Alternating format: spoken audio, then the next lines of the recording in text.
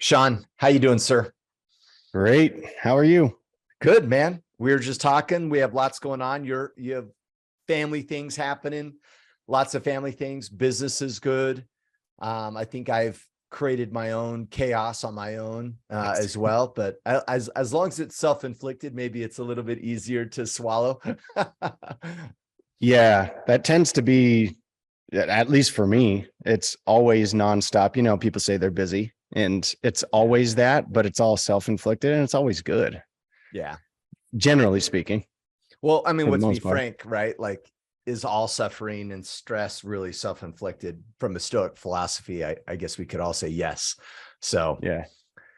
choose your battle, right? Or choose your problems. I've always loved, years and years ago, I picked this up from someone. I don't even remember what it was, but it was like, life has problems. It's better when you get to choose yours.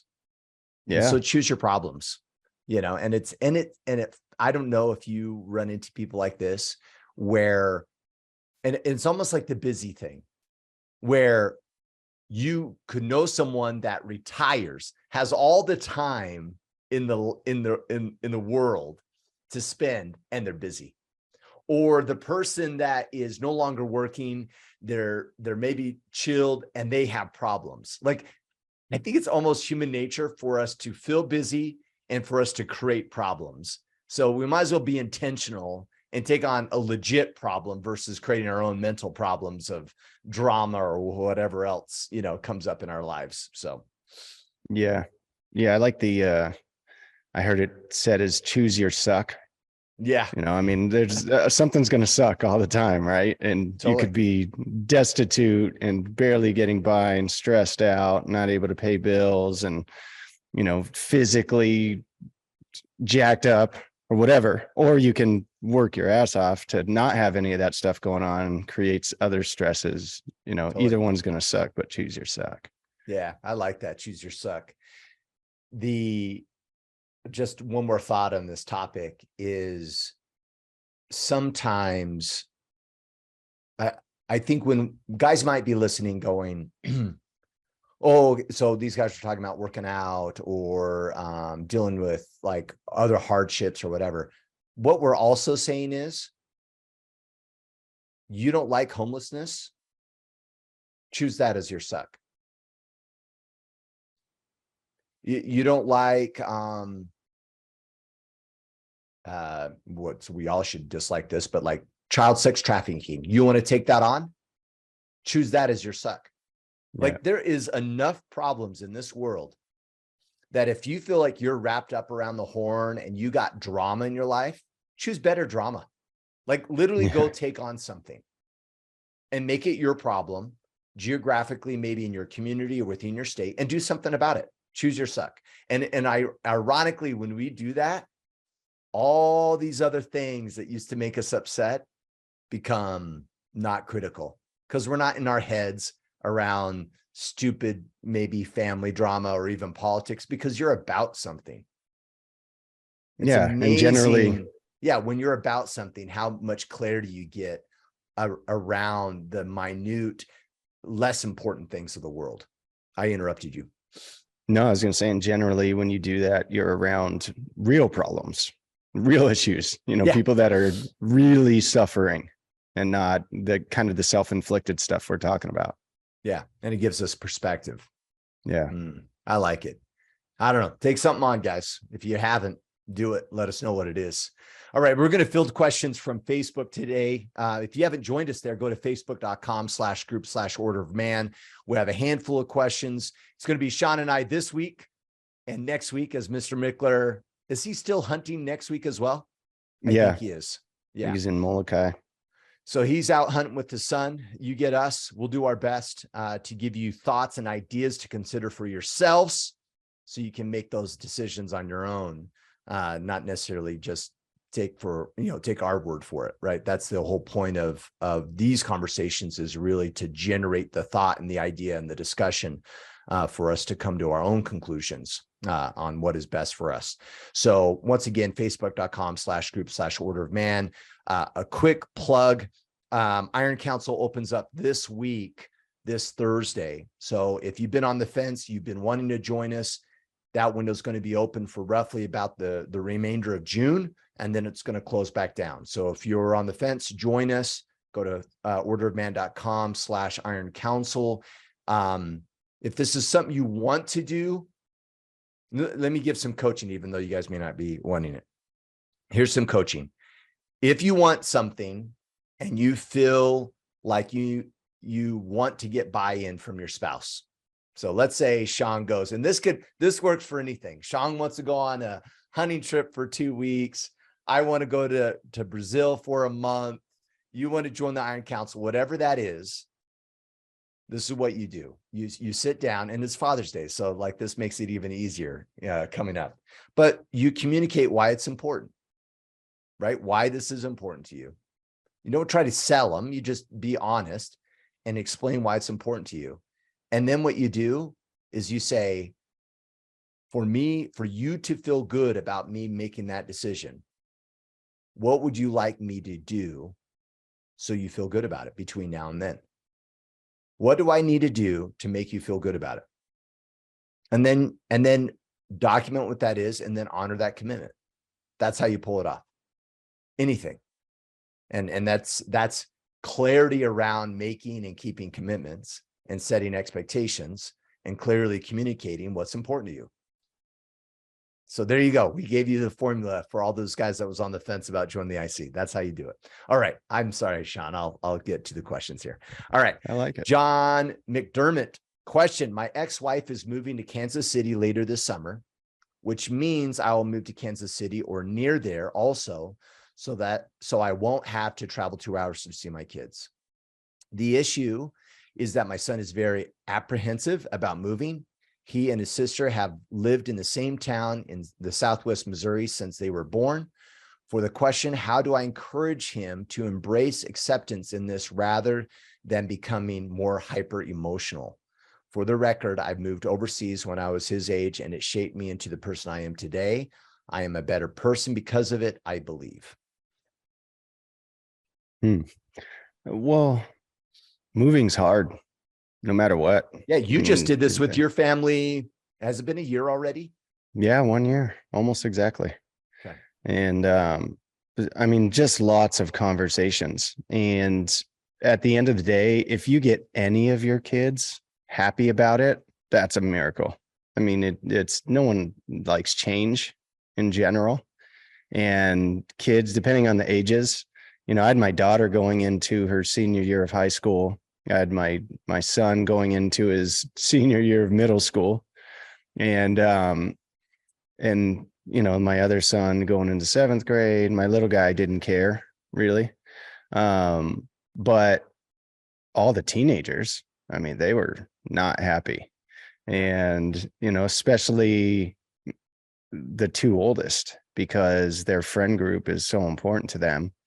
And leaving that was difficult. And so had to have a lot of fairly heavy conversations and a lot of tears. And ultimately the explanation of why, and to try and help them look long-term at the benefit of why, was all we could do.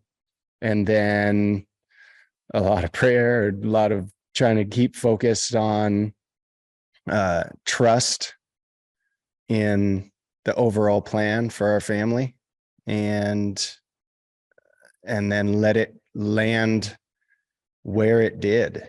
And here we are a year later, and the dust is just settling in that for us. And so I don't know what his experience was as a kid going overseas. I mean, I don't know if there's a different language involved or any of that as well. And yeah, you grow from it. And my kids have had a lot of growth, but it was also really difficult. And so, and I think things went fairly smooth for us as well. They met friends right away, new friends. They got into good friend groups. They got into activities, into sports, so they weren't lacking in those areas, and it was still really hard. But the most important thing I think on our end was the conversations had by my wife and I, and there'll be separate conversations. So I think it's going to be important, him and his wife being Aligned. Yeah. aligned and talking through with each other the conversations they've been having with each of the kids, and then just making sure they're taking the time to have those conversations with them as often as I guess the kids will allow. Yeah.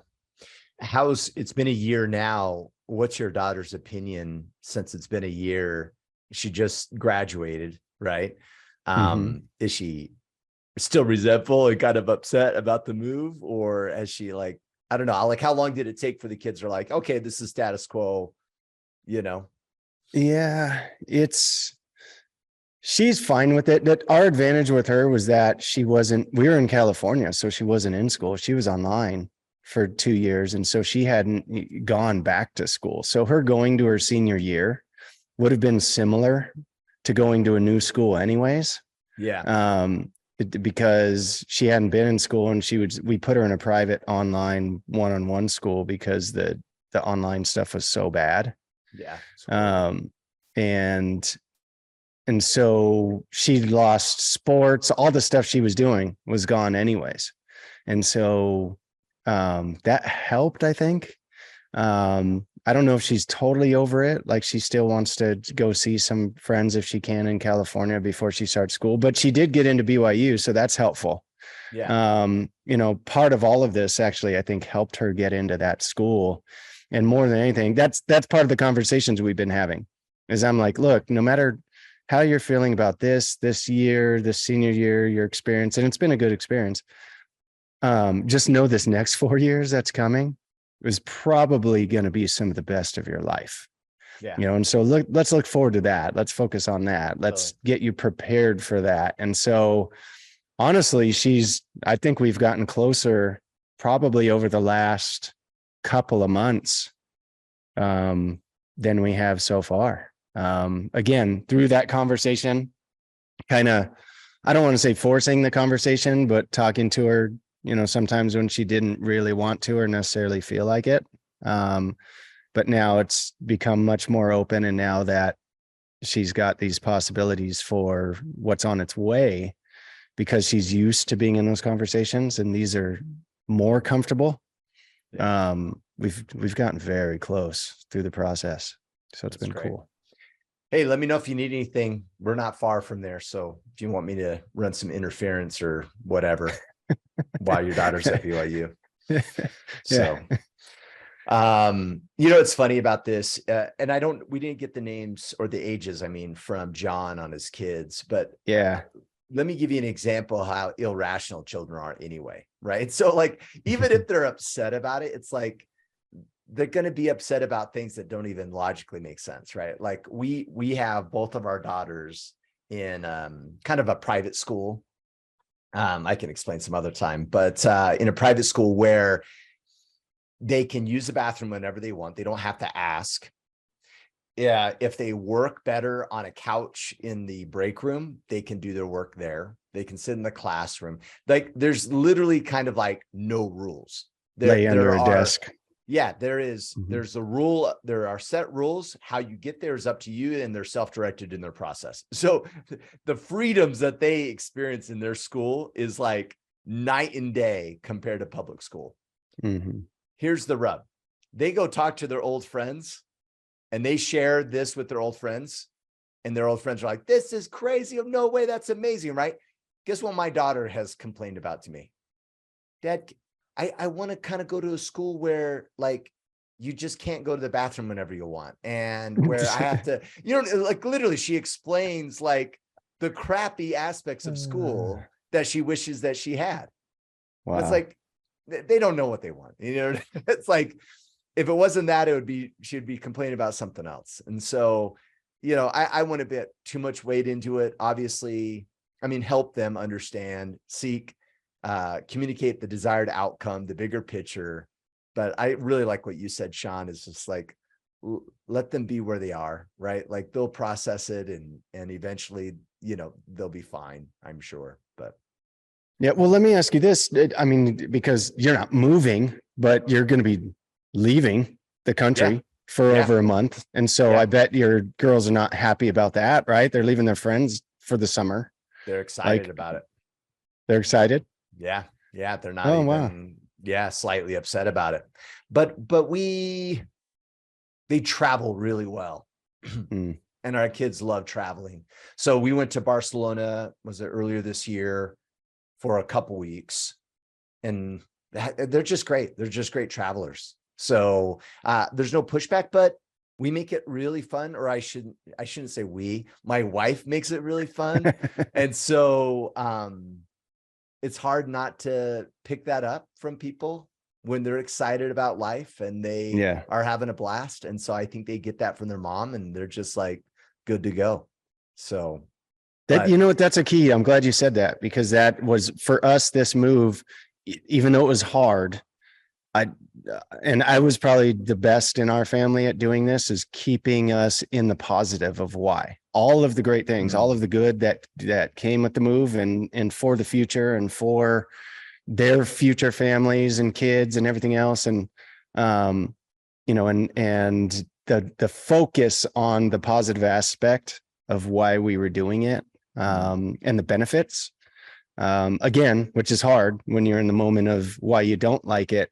And in their situation, you know, like you're going to have to drum up the positives, you know, cause it's an overall, like, not the ideal situation, but really focus on the good, you know, and all of the little good things that kind of happen in process. Yeah. And the flip side of that, right, Sean, is like you're angry, pissed off, grumpy about the whole move process, right? Like your daughters are going to be like, like even more upset about it, probably. Yeah, it makes it worse. If you weren't intentional around how you were showing up around the move. Yeah, that's a good point. All right. Ben Walston, difficulty with vision. Is it about giving yourself permission to be more, getting it wrong? Always had difficult with it, even after talking with the Texas Yeti. Thanks, Kip. And Sean. All right. So Ben here, difficulty with vision, and throws out some ideas, right? Getting it wrong, giving your permission to be more, kind of that whole dreamy aspect of it all. Just always had difficulty with setting up his vision. So what, I guess, overall tips and suggestions, recommendations, I don't know, what has worked for you? Well, the biggest challenge for most people is almost nobody really knows what they want. They think they do. And until you start the process of trying to really know what you want, you're not going to know. So you got to start somewhere, and start with something that, I mean, I think it's great to add some things that may sound ridiculous to you now, just that you think you want. Dreamy. And that might change. Yeah. But at least start with that, and it'll evolve. I mean, my vision for what I want my life to be is vastly different than it was 24 years ago when I started my self-development journey in my early 20s. And I feel fortunate that I started in my early 20s.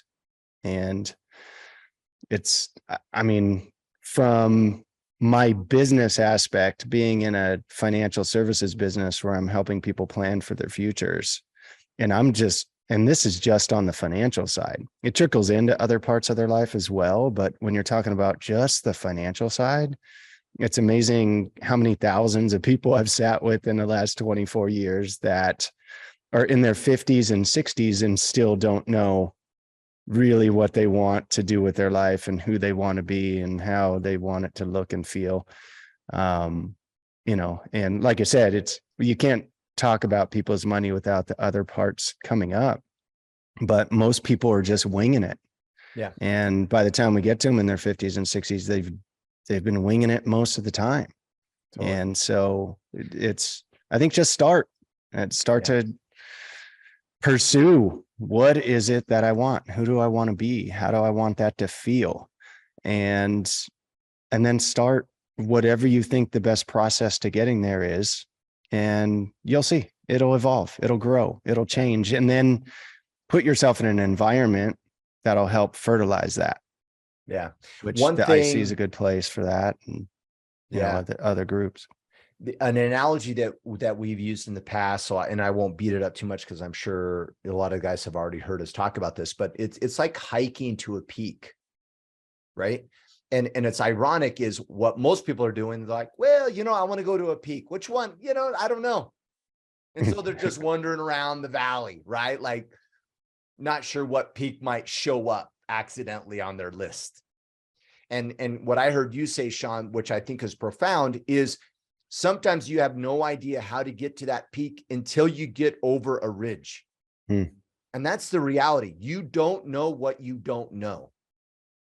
And so much knowledge is made available to us once we start taking action. And now the unknown becomes known to us.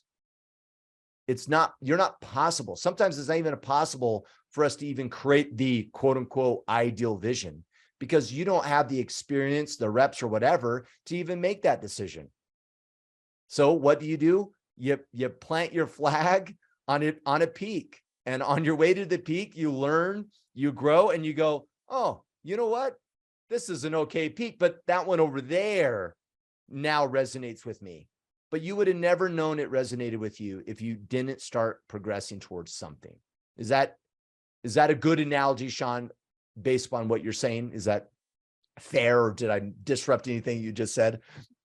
No, it was great. Especially if you've been in the backcountry at all, that it's a legit. Pretty much every time you get to the first ridge, you realize it's going to be way harder to get to that peak than you originally thought, because you'll see more valleys and more ridges, and what you thought was a ridge on a range that you were going to basically kind of traverse, you find out is like 3 peaks over.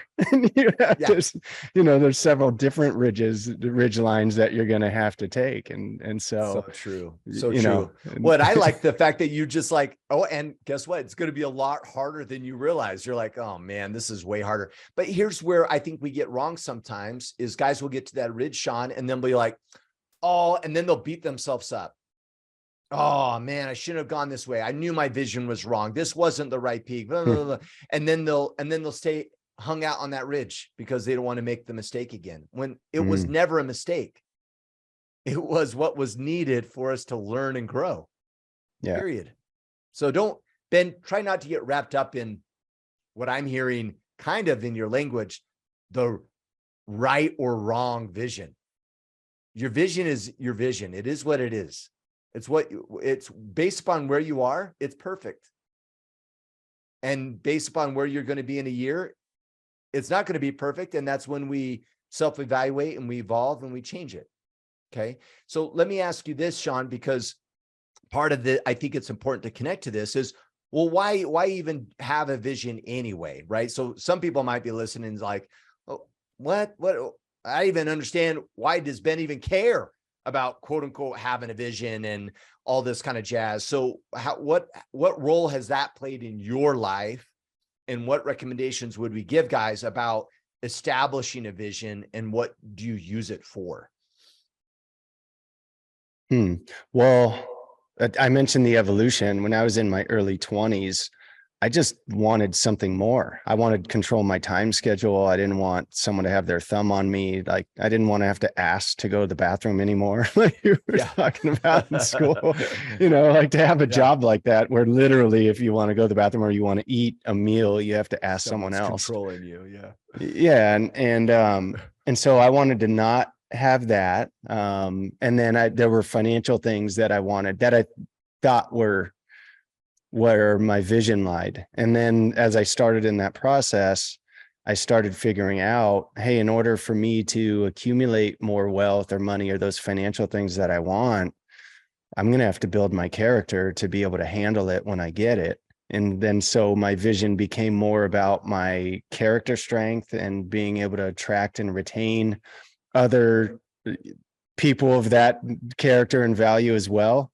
And so then my focus became that, being a person of value, a person of integrity, a person of, hard work, a good example of, there's so many different things that I worked on that I needed to at that time. and so it evolved into that. And then when all of that started happening, then it became about significance and impact and legacy and generational impact, and more thought led into those sort of things. And so that, I mean, we talk about our battle plans, and the best battle plans start with I think a strong vision, which everybody has their own definition of.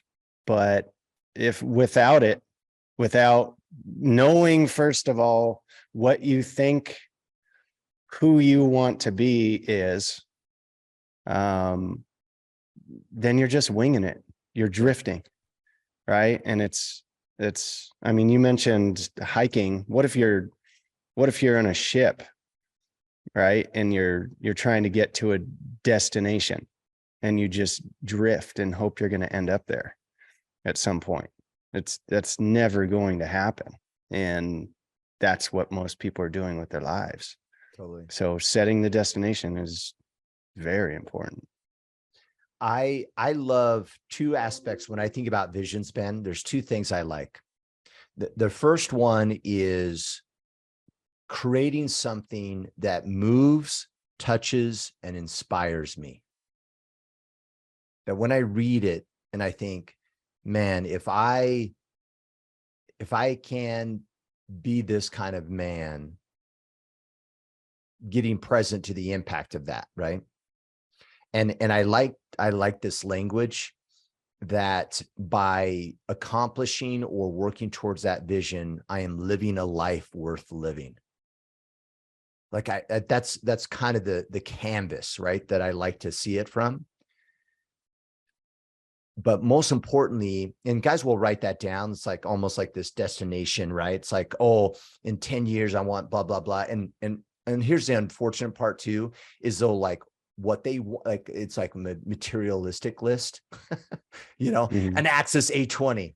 It is on my list though, but Axis A20 boat for surfing, right? Like I want these things, and then happiness will be there, right? And we know, guys, we know that's not happiness, right? Those are exciting. It's not happiness. Happiness is actually found in probably the path of getting there.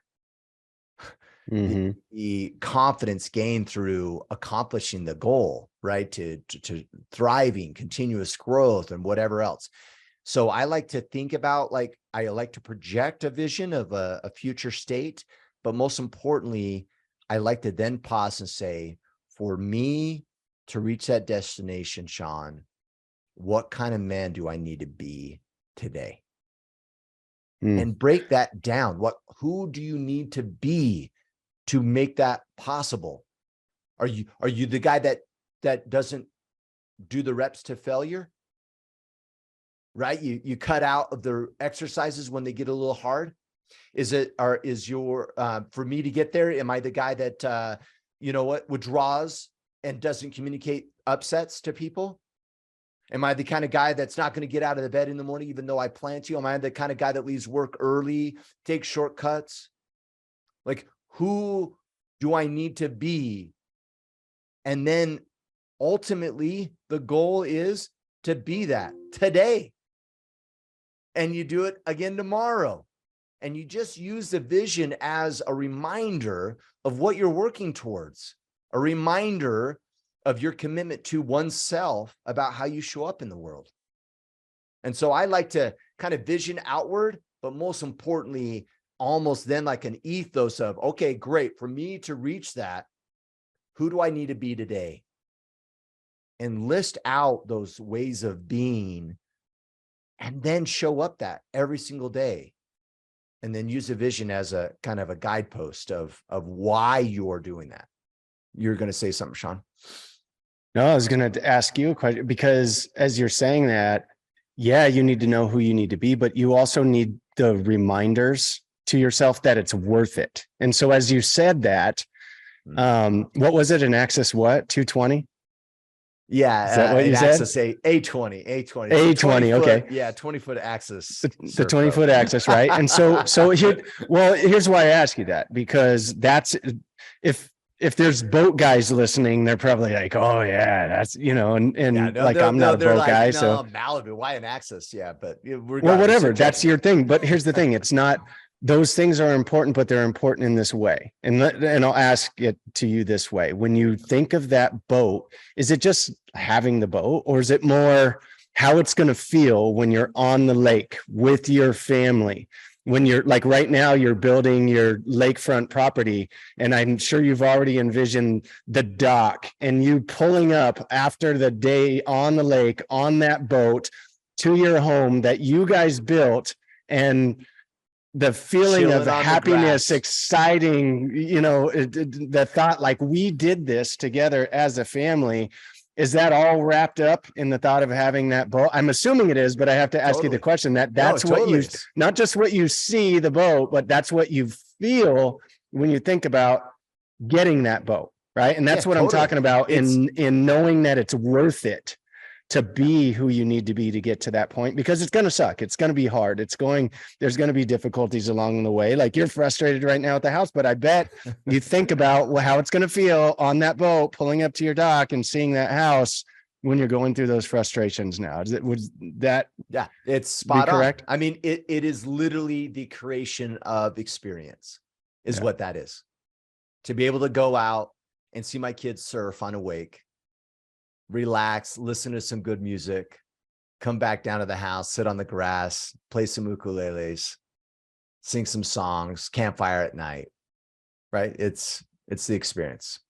Yeah. Spot on. All right, Nikki Billieu. Hey, Nikki, how's it going, man? How do you grow the Iron Council from 20 men to 100?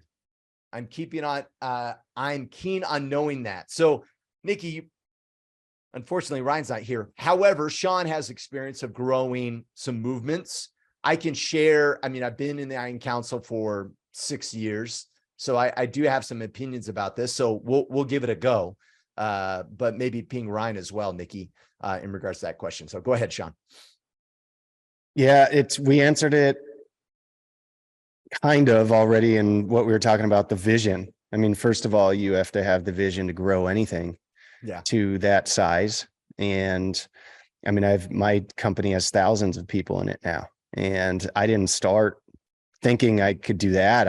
I didn't think anyone would listen to me, if I'm being totally honest, when I started. So I had to first become that person of value.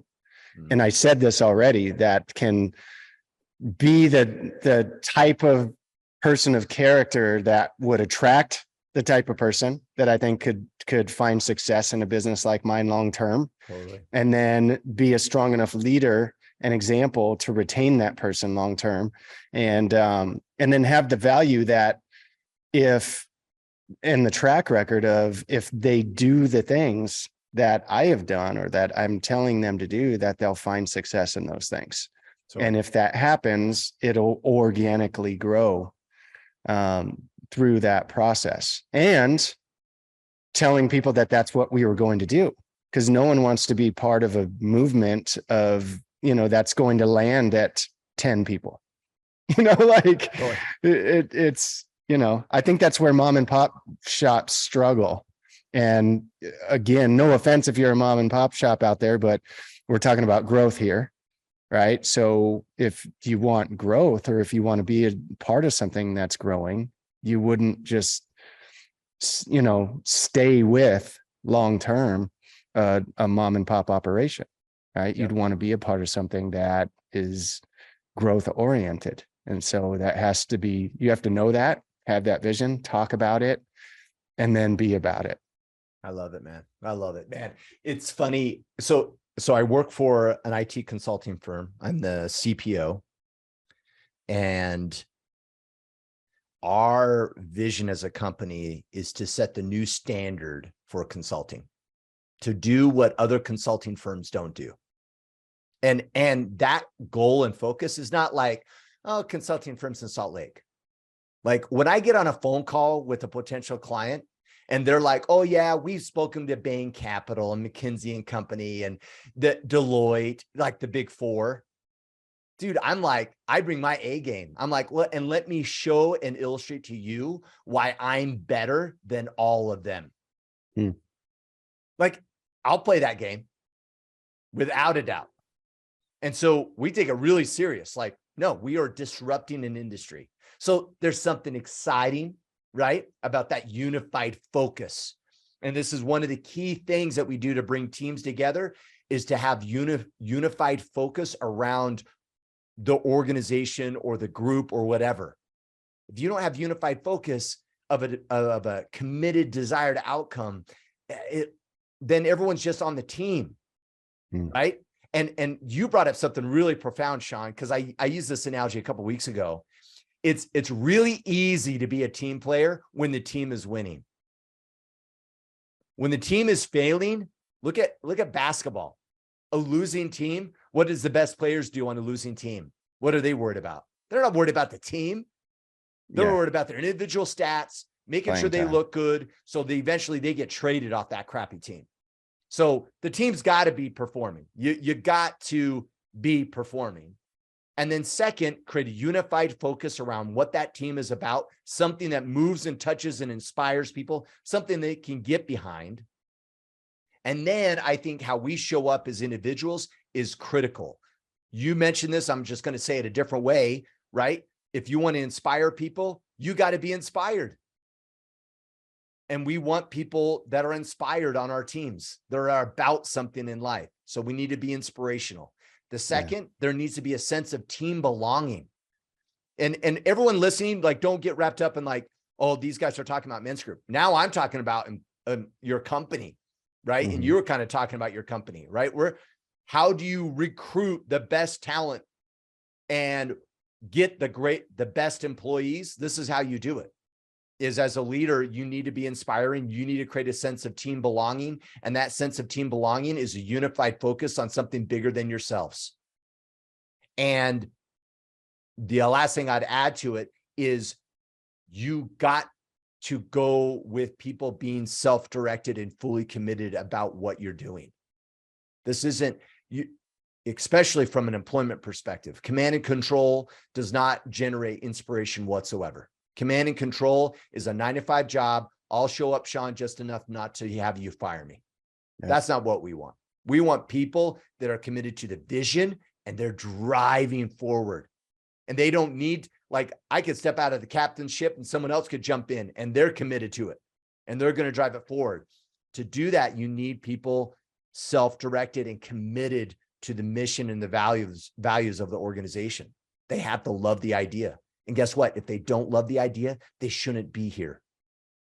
Yeah. Which also means that we have to offboard the people that are not committed to the idea of what we're doing as a company, because they'll actually just drag others down. Yeah, man, that was so good. One of my mentors always told me, light yourself on fire with enthusiasm. And when people show up to watch you burn, you recruit them. And so many people are asking or wondering how you motivate people. I think that's how they think they're going to do it. I'm going to start a little group and I'm going to motivate them. And then we'll grow through that group. You don't motivate the existing people. You get excited, enthusiastic about where you're headed and what you're doing and what makes you different, what makes you unique and what makes you better. And you'll find motivated people. Yeah, they'll come knocking. And that's actually what I tell our recruiter. Like, I don't want it easy to join us. Yeah. I want people knocking on the door going, how do I join you guys? How do I work for you? And if you're elite enough and if you're chosen, we're all in with you. But to get in the door, good luck, because there's lots of people that want to join us. And that's the mentality we want to have, because I'm not okay with a 9-to-5 person. Like, when I do executive interviews, I literally sit down with someone. Like, if it was you, Sean, and you're applying for a position, I'm literally like, Sean, this is what I'm asking you to be fully committed to this organization and how we show up. And what does that look like? It looks like this. It looks like you're showing up at the office, energetic, excited about what you do. And I'm going through the list of what I expect, how they show up in the org. And that's okay. That's a choice. And if they go, oh man, that's too much for me, then awesome. This is not a good fit for you. We'll find a job for you with one of our competitors. Right. But if you're going to come here, there's some expectation, and I want you to love your job. And if you don't love your job, you also don't belong here. Life's too short to have people working or with you that don't love what they're doing. Go somewhere else where you're miserable. And do you see some people that do that, and you encourage them, you say, hey, you're not a fit for us. Great. But then they want to come back, after they figure it out, after they get into an environment that's not conducive to growth and people helping each other and having each other's back and being part of a real team. And then they, once they realize that the extra money wasn't even worth it to them. Totally. And this, when you get people that get that, man, then they'll even self-recruit, right? They want the right people to join them, right, in their growth. Yeah. All right. There you go, Nikki. Good stuff. All right. Keith Morris, just had my first child on June 1st. Beautiful girl. Congratulations, sir. I would like to know, what advice would you give on balancing time with my fiance and child and my own personal growth and fitness? Any advice would be greatly appreciated. And these kind of questions always make me giggle when it's like, oh, they're adding a kid to the mix. Yeah. It's going to be hard. Like, add 5 more, dude. Yeah. And, here's the thing, like, you just have to schedule it in. It really make it important. And you have the time. Everybody has the time. You just have to make sure you stay on it. Just don't get, prioritize. Don't get lazy. Fitness is not going to be a difficult thing. People say, oh, I sleep less. We're up more, the baby's up. We're doing this. It's an adjustment. I'm not going to say it's not, but you just need to prioritize. And let's be honest, you have a kid now. So maybe you have multiple hobbies or things you like to do.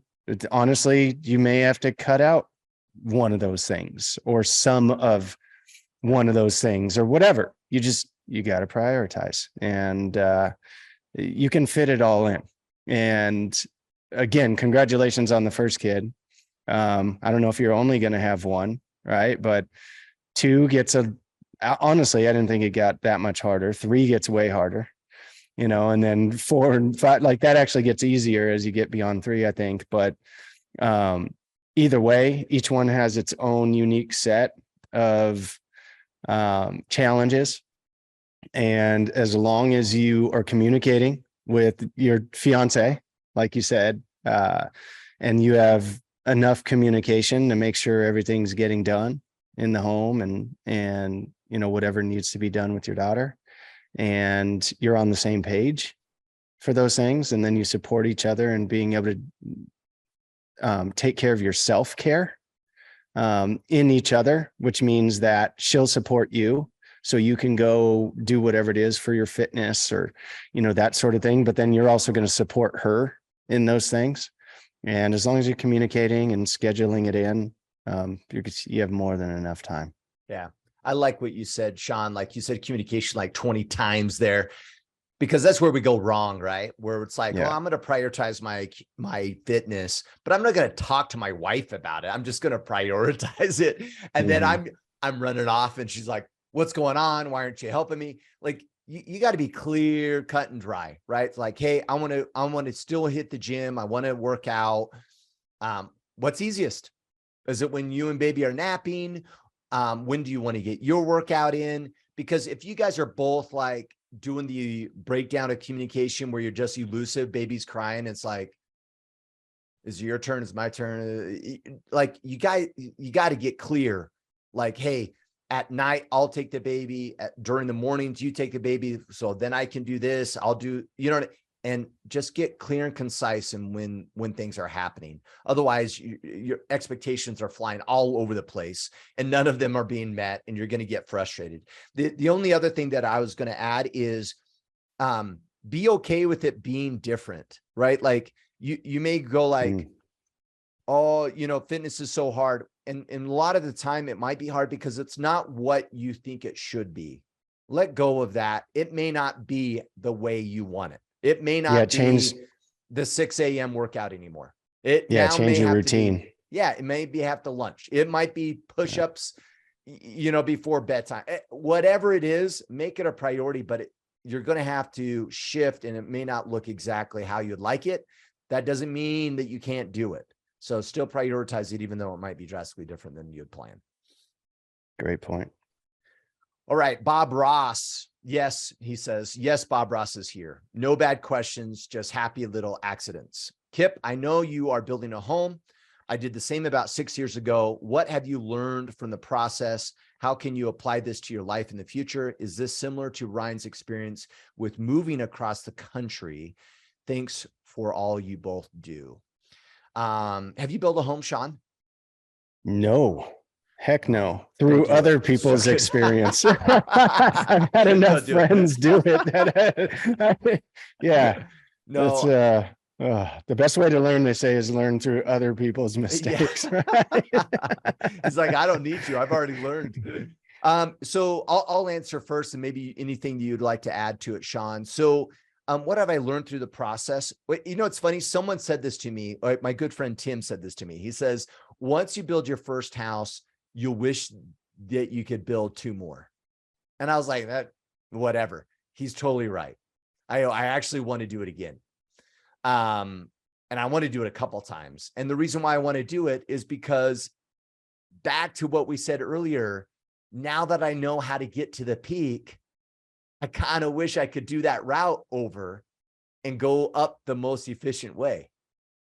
And it's the same thing on the house, right? Now that I know what I know, it's like, oh man, like I would have done this maybe differently, or I would have taken this approach. I mean, even silly things. Like, let me give you a funny example. So we have all the wood, right? We're framing this thing up, and we get let me think through this really quick. The bottom half of the house is framed. It's a 2-story house.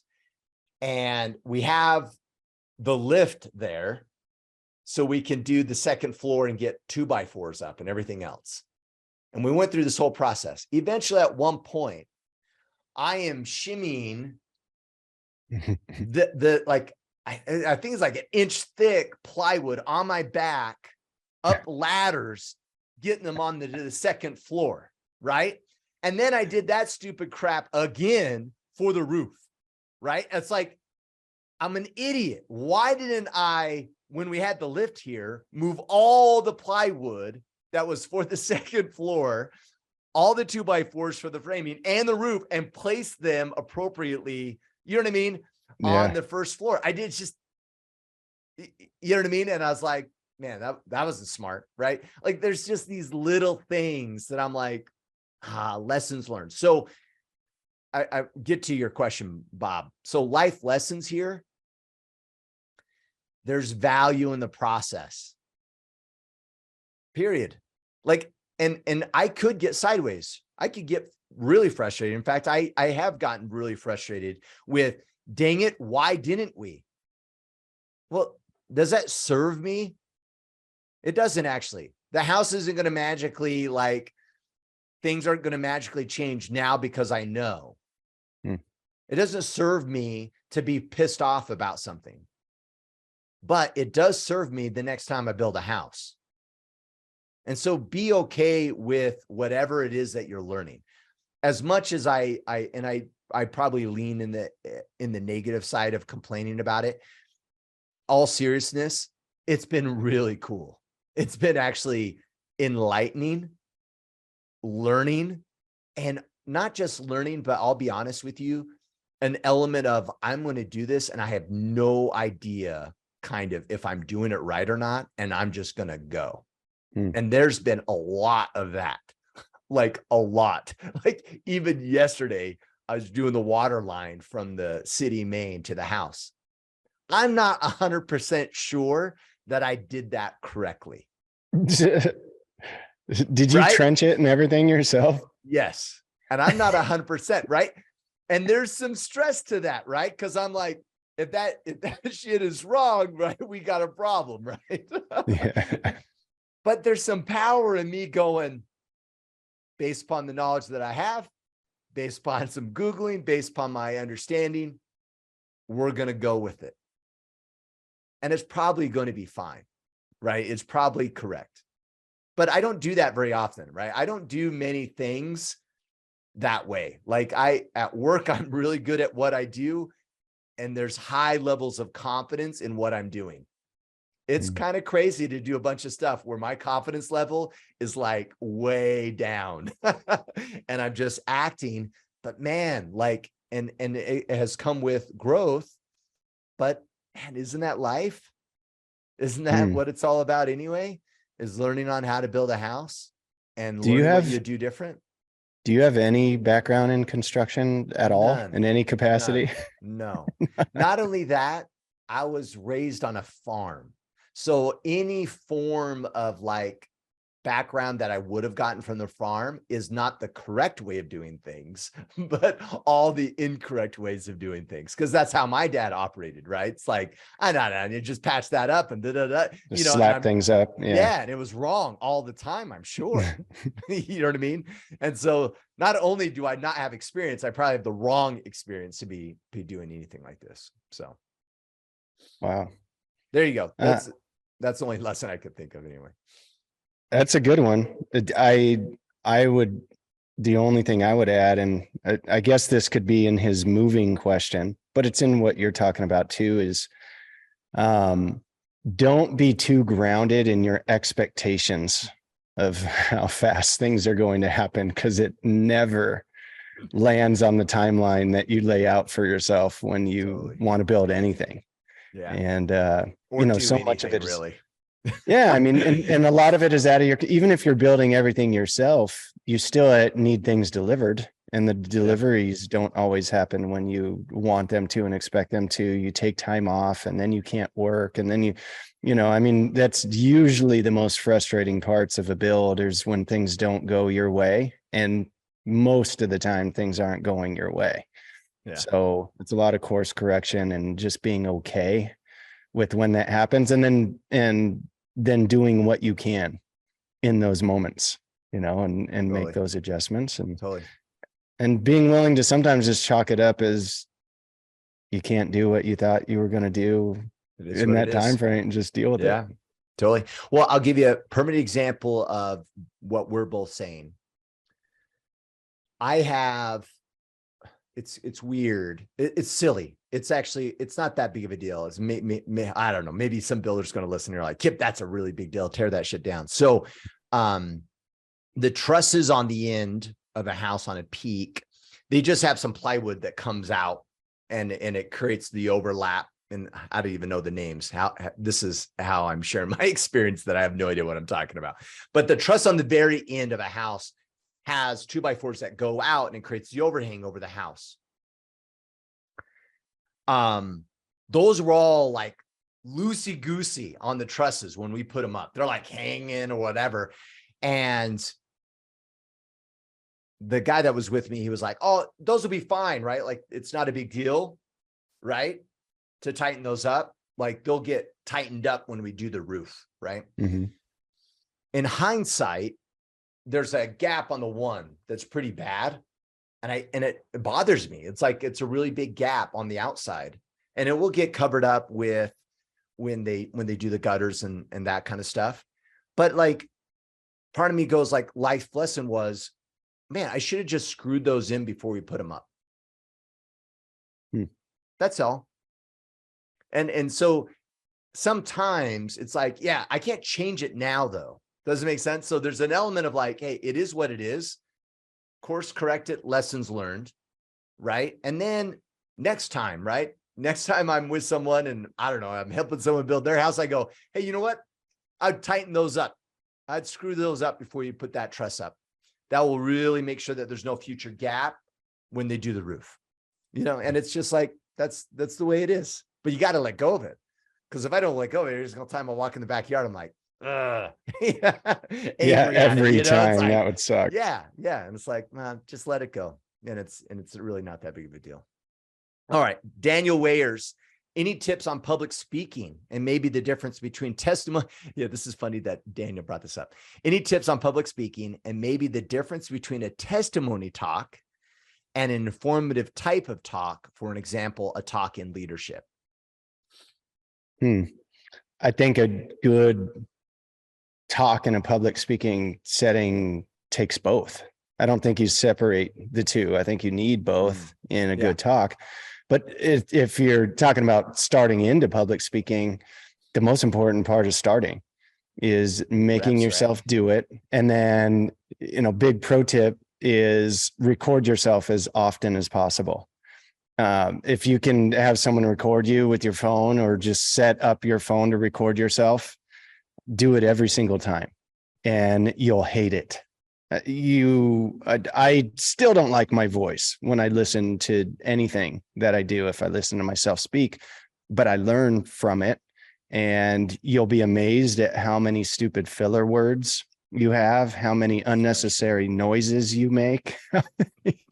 There's just so many things that you'll find in yourself, but you have to be diligent in continuing to do it. And then just like anything, the more practice you have, and by the way, this includes if you freeze up. Probably the biggest opportunity I got early on in my career, and I do a lot of speaking. Like I've speak in groups of thousands. I've spoken, probably the largest group I've spoken in front of is close to 40,000 people. And that'd be reckoning. Yeah.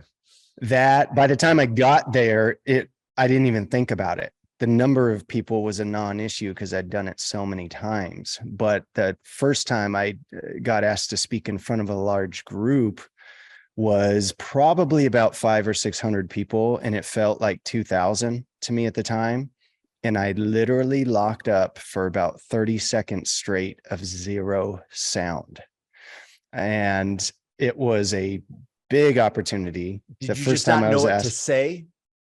No, I had it written down word for word on a yellow pad in front of me. Just like stage fright.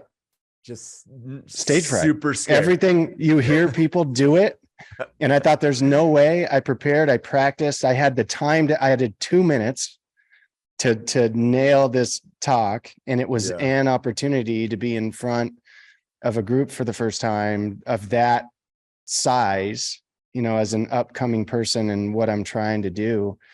And had this great talk written out and froze the first 30 seconds. And in my head, it was the longest 30 seconds of my life. I still remember how it felt, all the words I was telling myself inside my head, as no words are still coming out of my face. And I'm literally like screaming at myself, just say anything, say your name, say hello, I had hello written on the sheet in front of me on this yellow pad and still didn't do it. And it ended up, those 30 seconds were one of the worst of my life. But as soon as I started, then I picked up steam and then I nailed it. And because I was in a hurry, I wasn't trying to, all of the mannerisms or things I thought I was going to make myself funny, or I was going to, because I had less time, I kind of crunched it, but it upped my energy. It upped the flow. I was just banging it out. And I think it actually ultimately made it better, because the energy got higher, and as terrible as it was. And then I got a standing ovation as soon as I was done. I don't know if they were being nice or if they actually thought it was good, and I kind of nailed it. So I did a 2-minute talk in 1.5 minutes and completely failed in the first 30 seconds. Did the absolute worst thing you could ever do in a public speaking setting.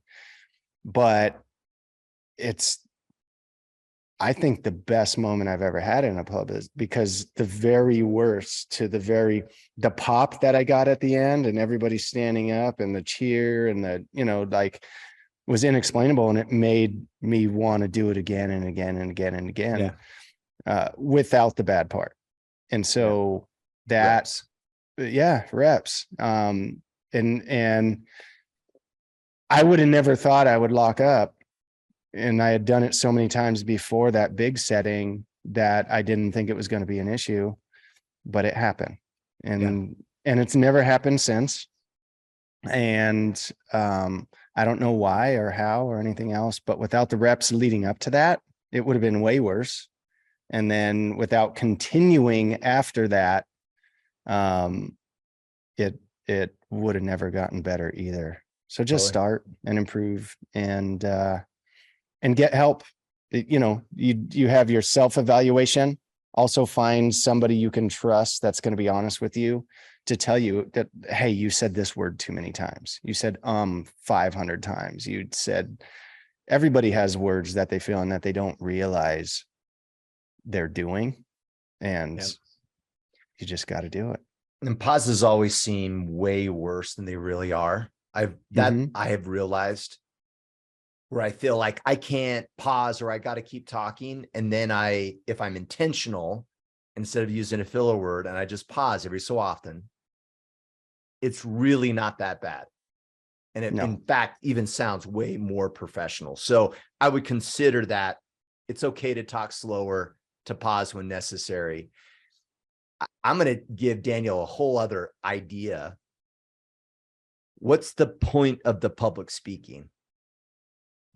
And for me, if I get really connected to why am I talking and I'm bought into it and I'm passionate about the subject, I can almost get over any of the nervousness, over the fear, over the other things, because guess what? It's not about.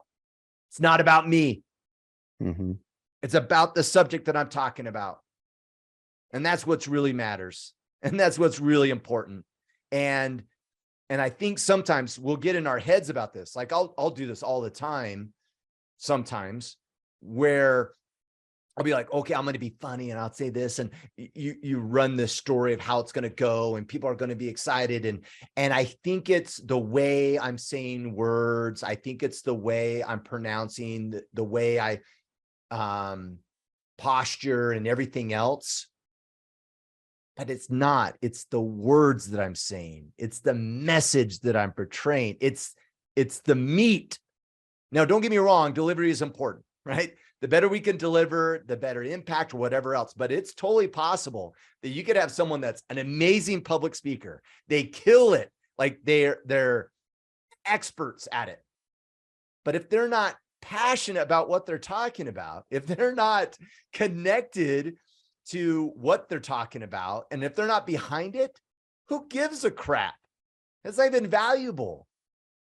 So whatever it is that we're talking about, don't lose sight of the point of this conversation, right? Like even we could do this on this podcast, right? Oh, did I say a bunch of ums? Did I say right at the end of every sentence?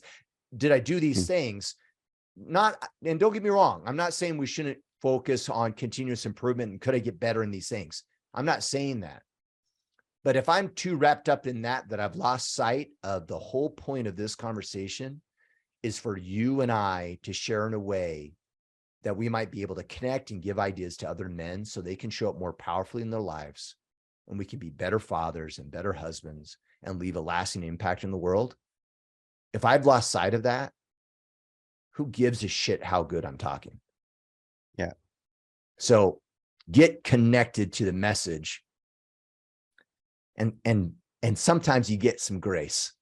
When you're passionate about something and you're inspirational about it, you get some grace from people, even though you're pronouncing things wrong and everything else, because they're bought into the mission and the conversation and the subject that you're presenting to them.